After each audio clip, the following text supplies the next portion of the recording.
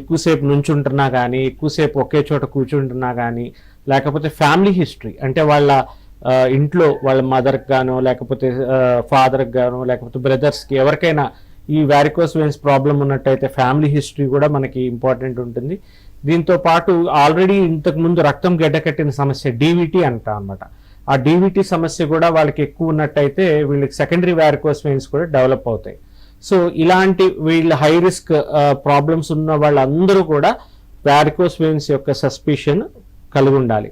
So మరి మీరు అడగచ్చు, సార్ మరి వీళ్ళల్లో అందరిలోనూ ఉంటుందంటే అందరిలో కూడా ఉండకపోవచ్చు అమ్మ. వీళ్ళకి ఎర్లీ సిమ్టమ్స్ కూడా కనిపిస్తుంటాయి. సో ఎలాగంటే మనకి పైకి స్పైడర్ వెయిన్స్ లాగా కొన్ని బ్లూగా కనిపించడం, మరి కొంతమందిలో కాళ్ళు ఉబ్బులు రావటం, కొంచెం లాంగ్ జర్నీ కానీ ఒక ఎక్కువసేపు కూర్చున్న కాళ్ళు వాపులు రావటము, 3 చర్మం నల్లపడ్డము, లోపల భాగం యొక్క కాళ్ళ యొక్క చర్మం నల్లపడ్డము.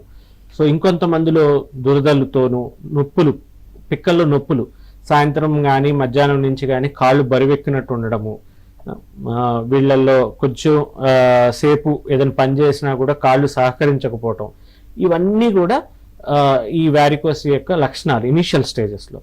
సో వీళ్ళందరూ కూడా ఒక మాకు వారికోస్ ఉండొచ్చు అన్న అనుమానం ఉన్నవాళ్ళు కంపల్సరీగా ఒక వాస్కులర్ సర్జన్ దగ్గరకు వచ్చినట్టయితే మనము చిన్న డాప్లర్ స్కాన్తోనే వాళ్ళకు ఒక 5 నిమిషాల్లో చూసి వాళ్ళకి వారికోస్ వెయిన్స్ సమస్య ఉందా లేదా అన్న అనుమానాన్ని వెంటనే తీర్చేస్తాం.